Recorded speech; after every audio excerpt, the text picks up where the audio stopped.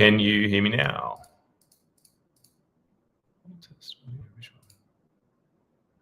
All right, I think that's now got something happening there.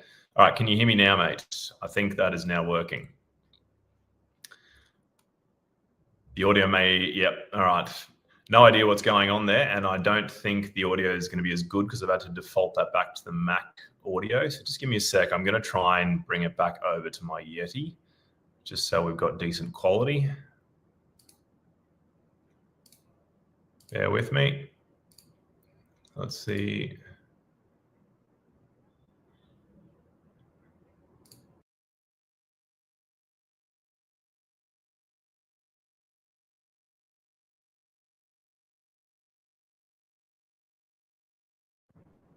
How about, yeah, there we go.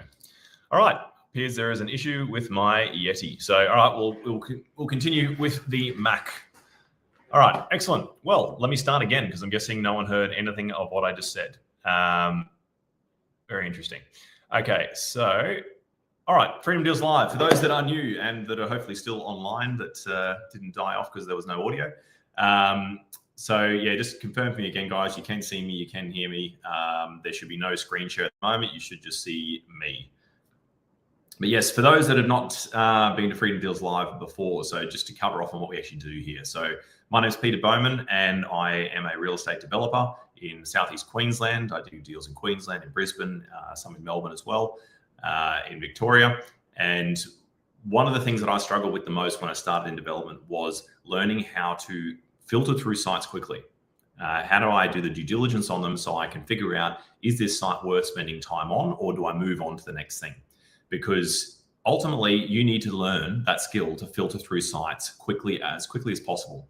Because if you think of it in the context of, if I told you that you are going to have to assess 1,000 sites, and on the 1,000th site that you would find your first deal, the next question would be, okay, how do I filter through the first 999 in the shortest period of time possible with the least aggravation and the most efficiency? And that's a good approach to take, because it very well may be that many sites before you find your first one. So if that takes you 5 hours to comb through one site, then that's a problem, because that's a lot of hours. If it takes you 10 minutes, that's not as big of a challenge, and it's much more manageable. So everything we can do to bring down that time in terms of how long it takes you to figure out whether the site is worth spending more time on or not is going to get you to that first deal faster.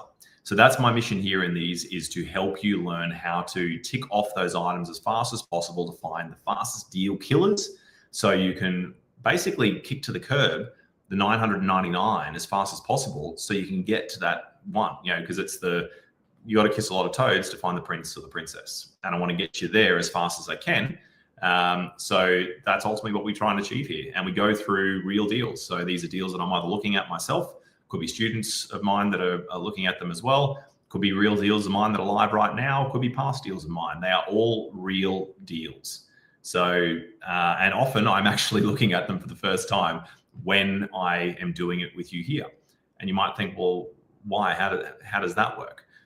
Well, at this point now, I have an acquisitions team. So basically it lands on my desk when it gets interesting. So quite literally this morning, I sent a message to my acquisitions manager and said, hey, what have you looked at in the last couple of weeks that's interesting? And so he sent me through this. Now, we've talked about this site, but I actually haven't gone through all of the servicing and all that sort of stuff previous to this. And it's kind of intentional, because I think there's something in that for you guys if you actually see me doing this in real time. Because then you'll hopefully see as well that you don't ever get to a point where you just have all the answers and it's click. It is a constant problem-solving activity. It is a constant journey of figuring out what the important questions are to ask and then where to go to find those answers. If you can figure out that journey, then excellent, you're on the right path, because that never stops. Like, I talk to my solicitor almost every day. I talk to my town planner many times a week. I talk to my engineers probably many times a week. And we have many developments ongoing. So some of that is to do with real developments at the time. But even when we are going through sites now, even as well as we know the town plan and as well as we know engineering, there's always these things that pop up where you're just like, oh, interesting. What if? what if we did it this way? Could we get away with doing it that way? And ultimately, you want the experts to help you navigate those fine level items. So that's for those of you that are sitting there that are still in analysis paralysis and sitting there thinking, I'm preparing, but I'm not taking any action because I'm still gathering information. No, you probably have enough. You need to get out there and start taking action. That's when the learning skyrocket. Okay, let's get into it. So let me share my screen. For those of you who've been watching for a while, tell me, where should I be starting? I'll bring up a screen share, but you tell me, if this was you doing the deal assessment, if you were driving this today, where would you be starting? All right. Those trees are not going to help us. There we go. All right, so I'm going to start with the aerial, but I want you guys to start putting it in the comments now. Where should we be starting? What are the things we should be looking at first? And what am I looking for when looking at those things? So zoomed out here for the moment. All right, this is our site here. You can see, and you should see my mouse hovering over a little house. Good seeing, answers coming through, good. All right, so this little house here, this is the outline of the block. I'm not sharing the address particularly on this one at the moment, just out of respect for the fact that this was brought to me off market. And I won't divulge yet where I'm at with it. But even if I had passed on it, it was off market. So I want to respect the person that brought it to me. So house, land, obviously we have frontage here. Interestingly, we kind of partial frontage there. We'll get closer. You can see here, there is some commercial property. Okay, so we are near a hub. You can also see train line over here. Train station over here. So those are all pretty good things. All right, we're close to amenities. We're close to transport. I don't love that it's on this thoroughfare. That's not A grade, but there's such a thing as being too close. But you know what? We're not like right on the train line. So okay, interesting. I got a freeway over here. So in terms of connectivity and transport, those are all pretty good things. All right, so what have we got so far from you guys? Contours and sewer.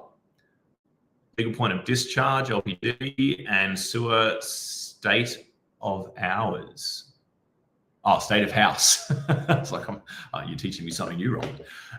State of house, yep. Okay, so I haven't personally walked through the house. I've been told it's in pretty ordinary condition, but it's savable. And all right, so let's have a look closer.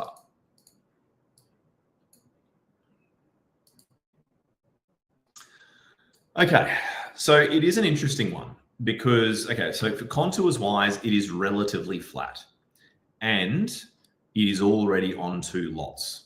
So we've got our outer boundary here and there is another boundary straight through the middle of the house out to the back. So it is a house straddling 2 existing lots, 1 title. So that again, 2 lots, 1 title. Okay, so what does that mean for us? Well, typically people chase these kinds of deals, and if you're from an area where this doesn't exist or you're not aware of it, they do exist in many places. But when you have 2 existing lots, but you only have 1 title, the advantage with that is potentially it turns it into a very low risk deal and a very fast deal because it's already on 2 lots, so you don't need to go to council to ask for an additional lot. There's no subdivision required because it already exists. You just need to go to the titles office and go, hey, look, I want to register the lots separately and get 2 titles. Now, you can't do that if there's a house straddling it. So they need to be free and clear if you're going to register the additional title. Now, the question is, in this scenario, is that truly an advantage? Because there are situations where being on a splitter doesn't actually add much value. And I'll give you an example. If you have 2 separate properties next to each other, same area, same suburb, same street. One of them is a derelict house and it's on 2 lots, 1 title. And then you've got right next door, same situation, a house straddling 2 lots, 1 title, but this house has been well maintained. In fact, it's been extended, it's been renovated, and it's quite a beautiful home. In option A, where the house is derelict, then there is value add in the fact that it is on 2 lots because you can demolish the house and you're not demolishing much value. In the house that has been renovated and extended, the fact that it's on 2 lots is now irrelevant. It is not a value add anymore. because there is no further utility it can offer that property. There is too much value in the improvements that have been done on the house. There's too much value in the house. So the fact that it's on 2 lots is irrelevant. And you'll find that sometimes in the marketplace where people are trying to get the best of both worlds and cream from both pies. In that they're going, oh, well, hey, look at the value of my house. So I should, that house on its own is worth $2 million and it's on 2 lots. So it should be worth more because it's on 2 lots. So now it should be worth 2.4. It's like, well, no, because to access the 2 lots, you got to demolish the house. So you got to choose which camp you're sitting in, which is the highest level of value. So in this case here, we've got a house straddling the lot. The house is in fairly ordinary condition. However, it is savable. And we have a situation where zoning-wise, it's a bit interesting. It's effectively low density, but it's surrounded by medium density on either side. And all this other, that's new. And it's in this commercial precinct here. So the thing is you've heard me say many times, is often the magic in a deal can be is if you can figure out a way to save the dwelling where others think it needs to go. So Roland said you'd have to knock the house down and put it in a driveway for the upper lot. Could be problematic with the tree there. Yeah, interesting. Okay, so let's start with that. Let's say we just wanted to demolish the house and access the 2 lots. It may be the simplest thing to do with, well, probably it is the simplest thing to do with this. Reason for that being is, well, I mean, number one simple would be just not do anything to it and leave it as it is. If you're doing that, the council has no right to reject because there's no DA. You're not requiring permission from them. You already have 2 lots, so you have that by right. So you can go and you can provide an access to that additional lot. However, the moment you go to council to ask for anything, all of that changes. As soon as you go to council to ask for anything, you're now in the system, and now they have to look at everything according to how the plan is now, what their requirements are now, what the needs are now, all that sort of stuff. And you open yourself up to that shopping list. Can you relocate the house? You can, but there's no way of manipulating that house to make it sit on a 10-meter wide block. So yes, by right, if you just demolish the house, you have 2 lots and they have right to access. And there is enough room next to the tree here. It might just need to be over here anyway. But let's say you wanted to keep the house. Okay, well, one of the options you could look at is a boundary realignment, because this block is not big enough for a rear lot. However, you do actually have frontage here to this cul-de-sac. Yep, Roland, you're getting onto something there. So, although you said keep the house on the left lot. Yeah, so basically a front to rear split, correct. So in theory, yes, you're onto something there. Realign the boundary, bring it across here, split them roughly 400 and 400. And then this one here would have access from the cul-de-sac because it actually does have frontage to the cul-de-sac. Now, theoretically, that is possible, and it may well be that it can be done. Here's the catch. Because of its location and because it's pretty clear what council is really wanting for this area in terms of medium density and commercial, the moment you go in and ask for that boundary realignment, you may as well say that's a DA, which actually it is a DA. And it's not going to, typically it's not going to take as long, and you're not going to have to pay the contributions because you've already got 2 lots. You're just shifting a boundary. But other than that, it basically falls into a normal DA process, and they can ask for all of the usual things they would want to ask for. And ultimately, they have the right to refuse. If they want higher density here, which I suggest is likely, they're probably not going to approve it because ultimately all they're getting is they're getting what's there, 2 lots. But here it appears they're more interested in getting townhouses or units or something like that. So there may be a middle ground there. Like they may be willing to do a boundary realignment so long as you're providing assurances or you provide it with plans to do a duplex or a triplex or something like that. I don't know, I'm guessing.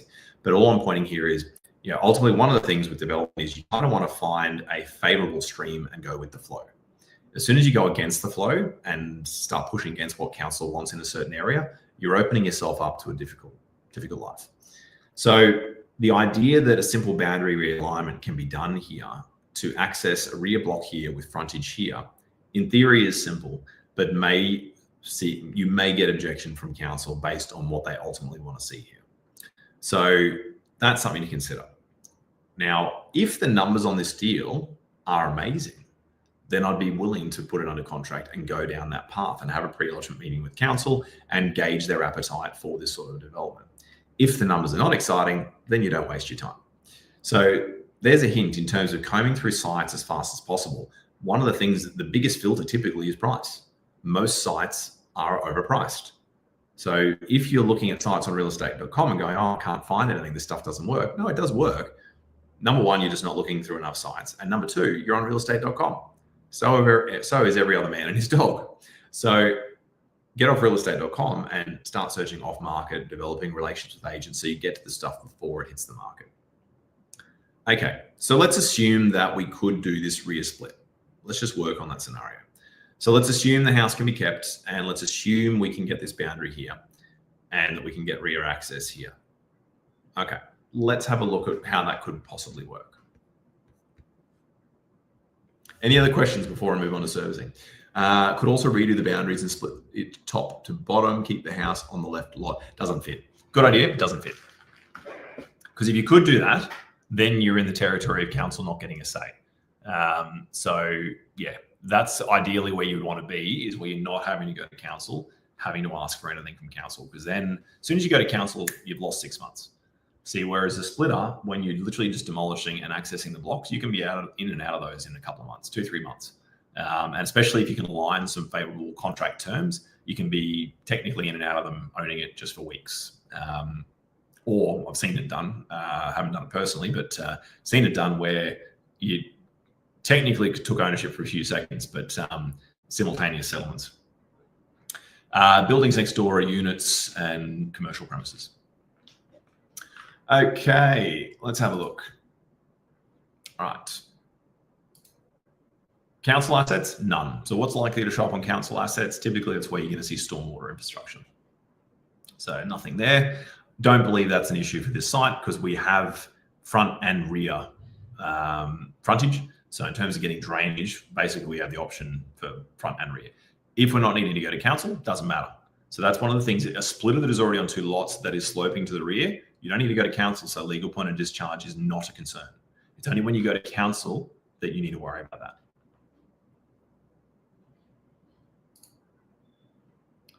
NBN, no surprises there. Yep, so it's in the street. We've got, it's actually connections to both blocks, interestingly. Energex, we've got overhead power with a power pole right there. So if the council is open to it, you might be able to get away with overhead power directly to that one there, and or a property pole here and in here, or it's going to be underground.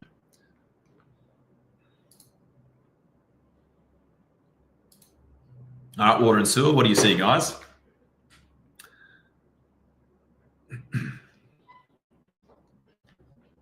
Give you a minute.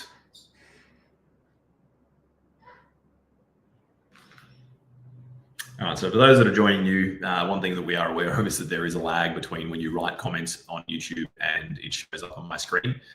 So if you're wondering why sometimes I'm pausing for a while, even though you've written comments, then this is why. Mick says good on both. Okay, so let's have a look. We've got sewer. It's nice and close to the rear or front boundary, whichever way you can look at it, which is nice.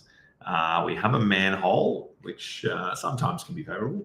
So sewer, obviously, so long as slope is appropriate and we can get fall to there, is good. Generally, in such a small space with a relatively flat block, you're not going to have an issue because the sewer is typically going to be 1 meter or 2 meters down. Roland, water is fine, sewer is good too, manhole is handy. Yep. All right, so we got water access at the rear and here. Now, current connection is here. So likely is that it would just be a standard connection in here. Now, something I just want to flag to you on the services side.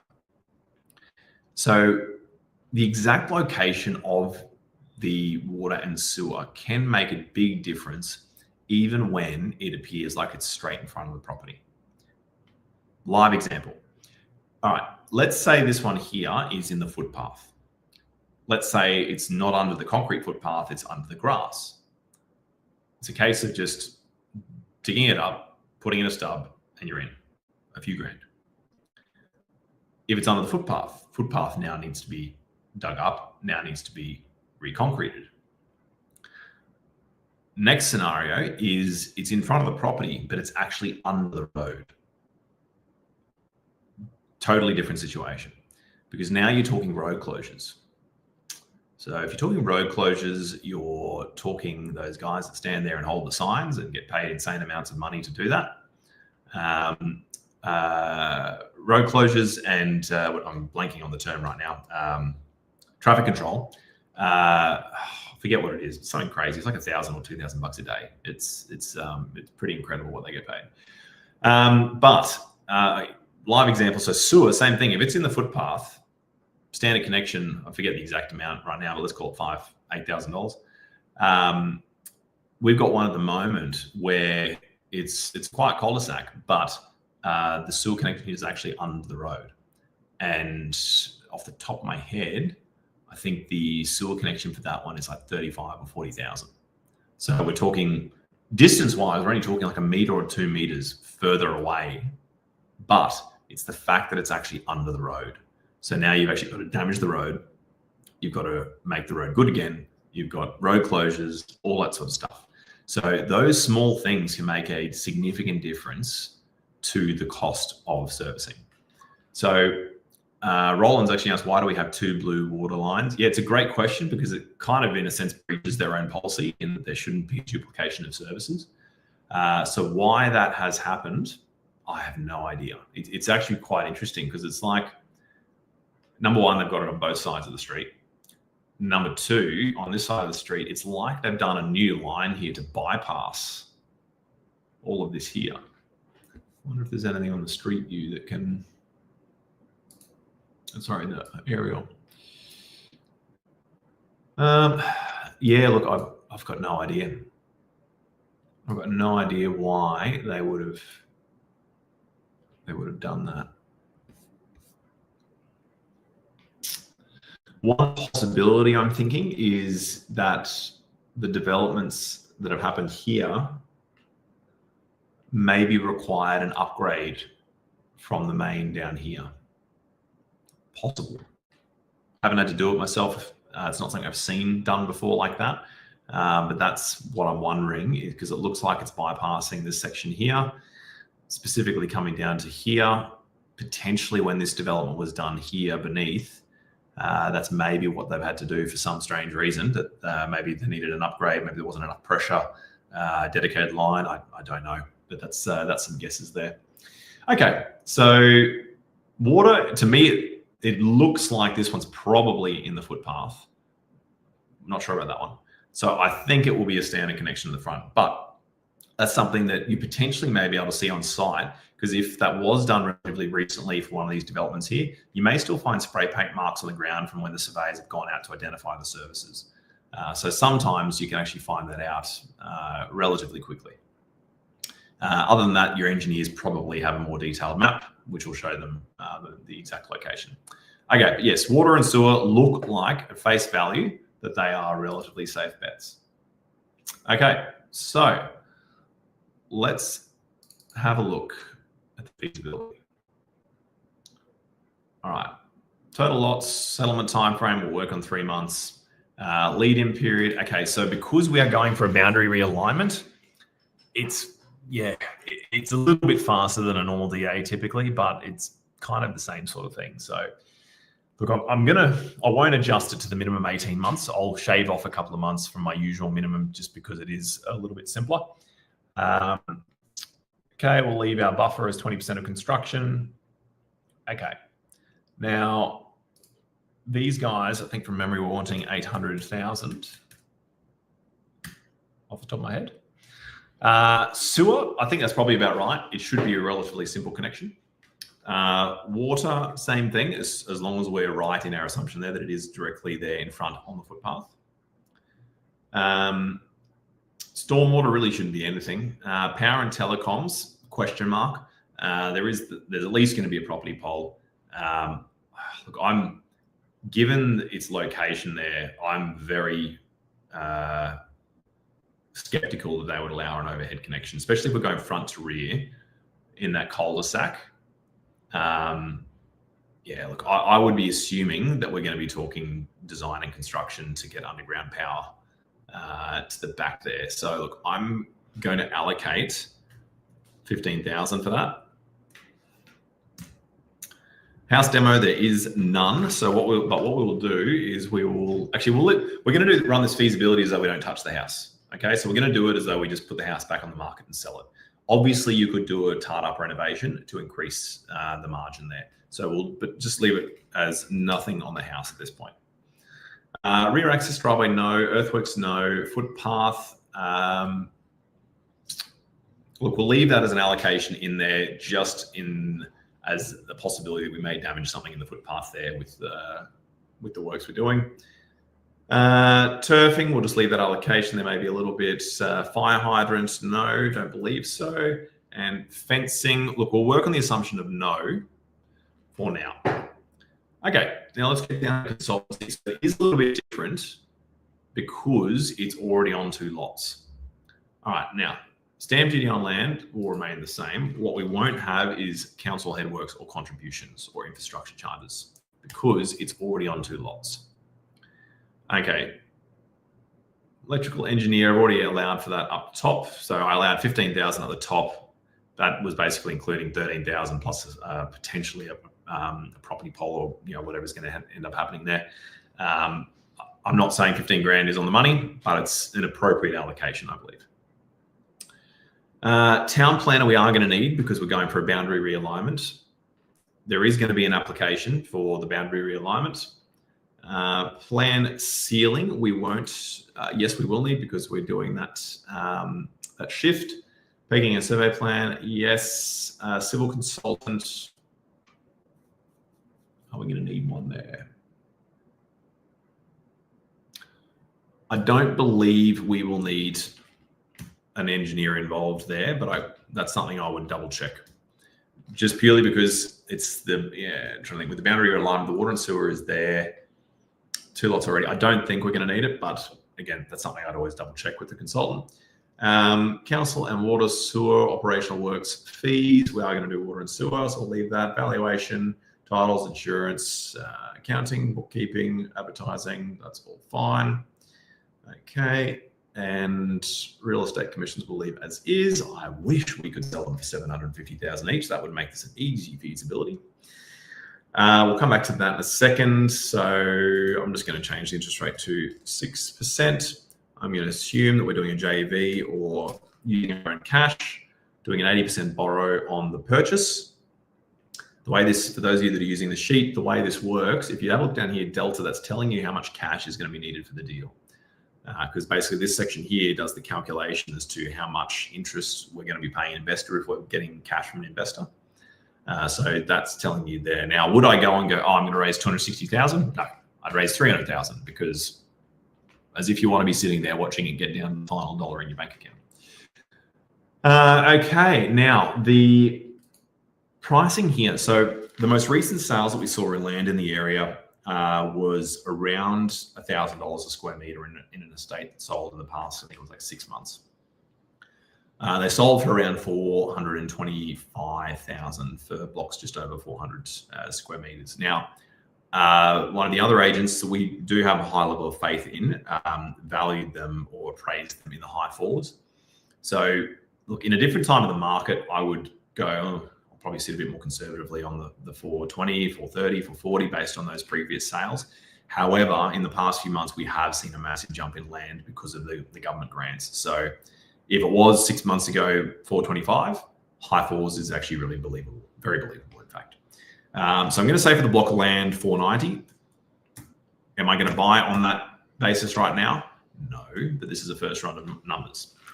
Now, for the house, we know it needs a lot of work. So we're going to work on this basically being the assumption that this is effectively a frame of a house for someone to come and renovate.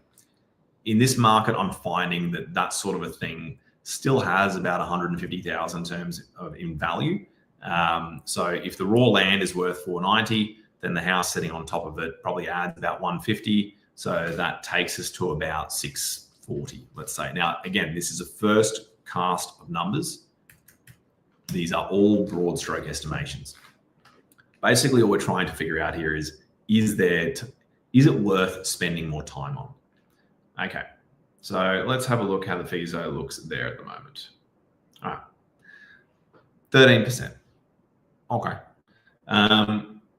Would I be willing to do this deal for 13%? No.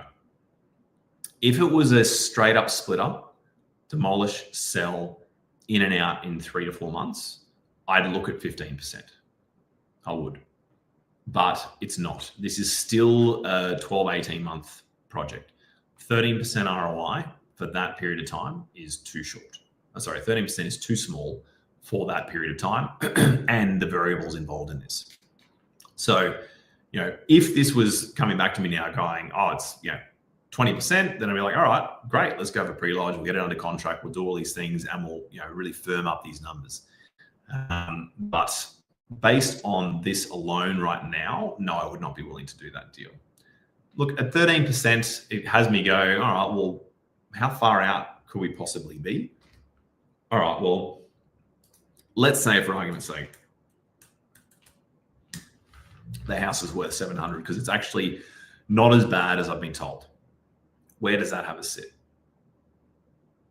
All right, that has it at 19%. Okay, so now personally for my money rules, I still wouldn't do this deal.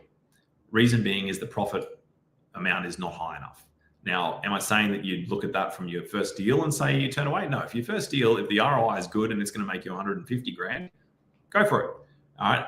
When I'm running a development business, I need to be looking at where I'm allocating my resources and how big of a profit do I need to get out of a deal to make it worth tying up my resources. So at 19%, that has me, again, on a first cast numbers go, all right, probably should look a bit closer. Let's get a more calculated run on these numbers. Look, maybe land has moved even more. Maybe the house is worth even more. Maybe it's not. Okay, but like we've always talked about, this area here is what is going to throw your feasibility, I guess, to the trash the fastest, and it's also the thing that makes the biggest difference in terms of whether it's going to work or not. So, how confident am I on these numbers right now? Not very confident. Look, this one here, look, it's not in a great location. That being said, in some certain areas, especially in affordable areas, these days that's affordable. I have seen some land, including some of the sites we've got now, make massive leaps in pricing in the past few months. So it has me go, all right, maybe there's more upside here, maybe. In this here, how confident am I of that house going for 700 grand? Very not confident. So look, there might be upside here, but this is, I think, probably a bit ambitious. So look, with this sort of thing here, I would probably go and try and get it under contract for a bit less, try and get it under contract for mid-sevens. If I could get it under contract for mid-sevens, then I'd probably be happy to take a deeper look at this. Other than that, it's not an exciting enough deal for me. And here's the other parts to it as well, is my rules typically are I stay away from main drags. I stay away from sort of BC grade deals. And that being on a main drag right around the corner for the commercial area, already BC grade. Then the fact that there's quite possibly that resistance from council based on what they actually want to see there. So there's all of these things kind of lining up. They're going, I don't know that I don't think I'm in love with this, even the best case scenario in this deal enough to want to go through those things. But hey, look, if I can get it under contract at 750, then, well, it's still with that like that, but let's put it back to, it's probably going to be a similar situation. If I can get it under contract at 750, all right, I'd take a look. Again, if it was meeting my money rules. For me, that's not meeting my money rules, so either way, it's not going to work for me.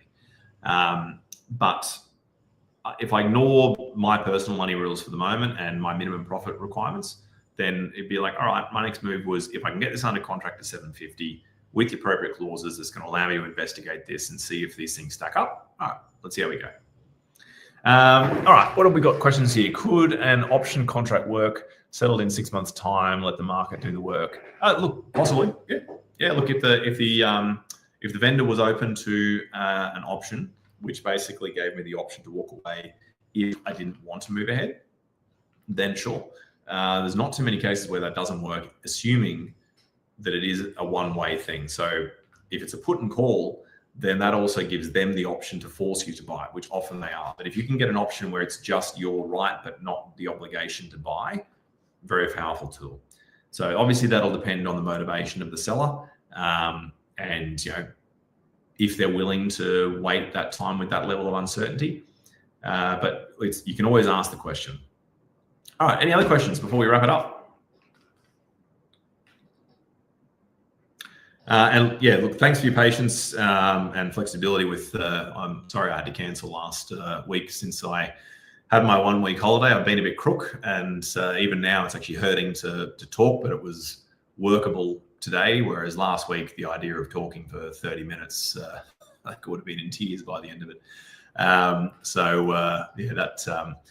That was not workable last week, but we should be back to being relatively consistent now, especially coming into the end of the year. So for those of you, remember, end of the year, people start backing off. So if you're searching for your first deal, good time to push. All right, well, if there's no questions, we will call it a day and wrap it up. I hope that's been valuable for you. I hope you've got some usable IP out of it. And I will, if I don't speak to you beforehand, I will see you next week. Thanks, guys, and talk soon.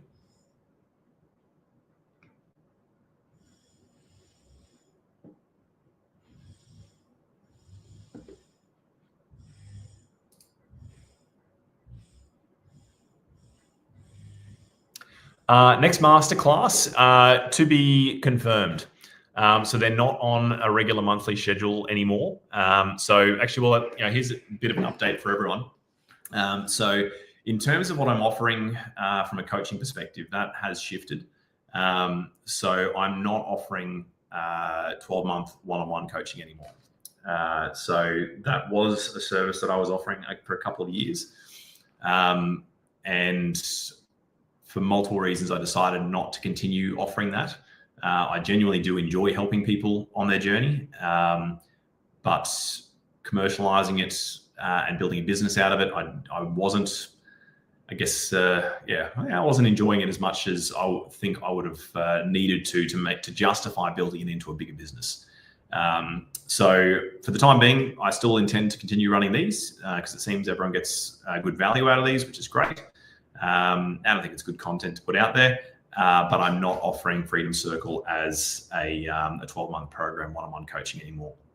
I am still debating as to what I will offer in terms of, I guess, pay-as-you-go services. So I may, I'm considering still offering paid strategy sessions. So if you are looking to have a strategy session where we do a 2 or 3 hour sit down and workshop your exact situation, that could also be used as workshopping a deal, or how you want to go about the next 12 months or whatever it might be. And look, it may, if I decide to offer it, it may be something you can use as a sort of substitute for the one-on-one coaching, in the sense that you could book it on a quarterly basis or an annual basis or whatever. But as I said, I'm still debating whether I'm willing to allocate that time.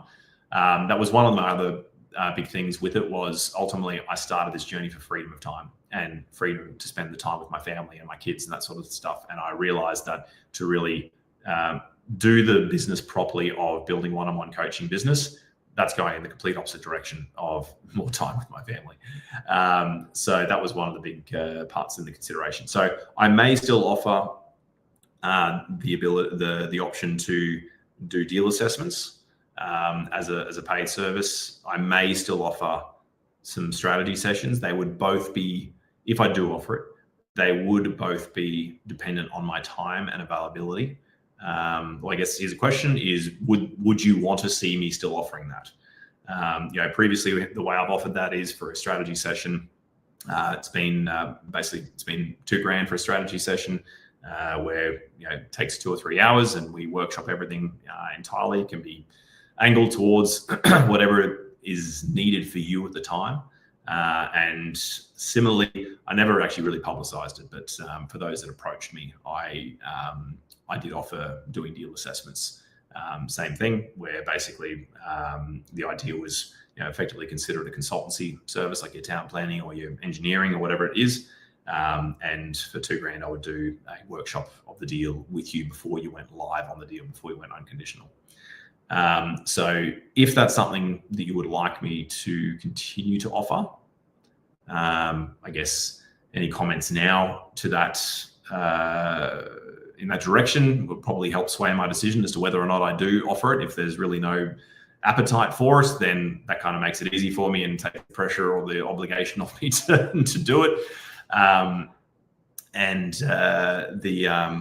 The master classes will be on a more ad hoc basis. I do still intend to offer them. They just won't necessarily be every single month. I'll probably do it more on a basis of when I'm feeling a certain thing is needed by the people that are turning up to this and that I'm interacting with, and when certain things are happening. I've been talking to you about the longer term real estate cycle. I would suggest I'll probably do an update on that before Christmas, and as I see that unfolding. So I think when there are key things that I feel I really want you to be aware of, then I'll probably run those masterclasses in that kind of fashion. So just having a look at what's coming through. Quite like the idea of a strategy call. Do you have your plan for the year? I think it would be good to have a kind of calendar. As in, do you mean when I'd be available for a strategy call? Book plan. Yep. Yeah, look, I think at this point, it's probably just going to be best to, if you would like something like that, is reach out to me, send me an email, or on socials. Email's better, pardon me. To be perfectly honest, I actually deleted all socials off my phone. So I don't actually check them regularly anymore. I check it on the computer probably once a week. That was to get rid of my own doom scrolling. Yeah, best is just, reach out and just go, look, if you do want one, reach out and go, hey, look, I'd love to book a strategy call. When are you next available? Because that's quite fluid for me as well, in terms of I can get quite busy quite quickly, and then I can also free up quite quickly as well. So best is just to reach out and see where it's at. Okay, all right. Well, I won't take that as an overwhelmingly positive responses to wanting me to continue to do that. So yeah, I don't know. Yeah, if it's not a highly desired thing and it's not adding that much value, then yeah, I don't know that I will continue to offer it. But anyway, we'll leave that with me, and I'll give that some thought as to whether I do. Feel free to reach out if you do want to book one. Yeah, in the meantime, I do intend to continue offering these if this is of value to everyone. And it'll be one of those things, is like the payment for me mostly is you turning up, you interacting, and me feeling like my time is adding something to you, and that it's appreciated and that it's valued. So if I'm seeing that, then that's a great payoff for me, and I'll probably keep doing it.